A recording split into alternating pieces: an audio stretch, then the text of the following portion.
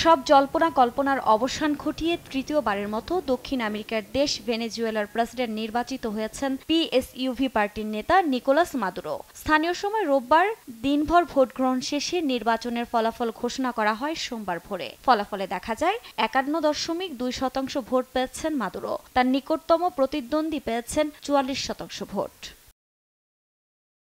স্থানীয় গণমাধ্যমের বরাতে জানা যায়, এ নিয়ে টানা 25 বছর ধরে ক্ষমতায় মাদুরোর দল। এবার বিরোধী পক্ষ জয় পেলে দীর্ঘ সময়ের সমাজতান্ত্রিক শাসনের অবসান ঘটত বলে মত বিশ্লেষকদের।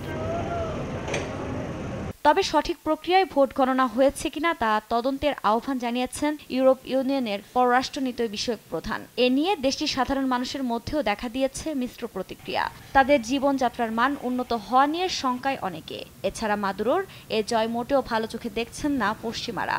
দেশটি মার্কিন প্রশাসনের একের পর এক নিষেধাজ্ঞার মাথায় আবারও মাদুরো ক্ষমতায় আসায় পরিস্থিতি আরও খারাপের দিকে যাওয়ার আশঙ্কা বিশেষজ্ঞদের। পশ্চিমা নিষেধাজ্ঞা দেশটির তেল শিল্পকে আরও ক্ষতিগ্রস্ত করবে বলেও মত তাদের। বিভিন্ন প্রতিবেদন থেকে জানা যায়, চলমান অস্থিরতার মধ্যে 2014 থেকে এখন পর্যন্ত 77 লাখের বেশি মানুষ দেশ ছেড়েছে। উন্নত জীবনের আশায় প্রতিদিন দেশ ছাড়ছেন প্রায় 2000 মানুষ। আফরিন মৌ, নিউজ ডেস্ক, দেশ টিভি।